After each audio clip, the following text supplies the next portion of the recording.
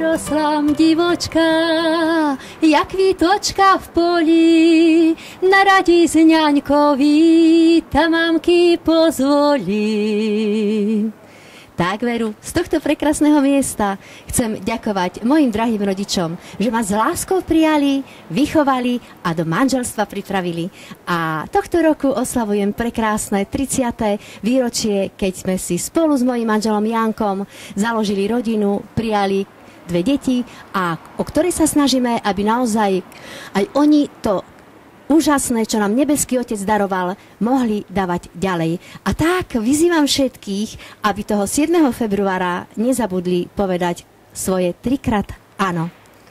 Mamočko, ňaňočku, štiro vám ďakujú a na vašu ľubov nikdaj nezabudú.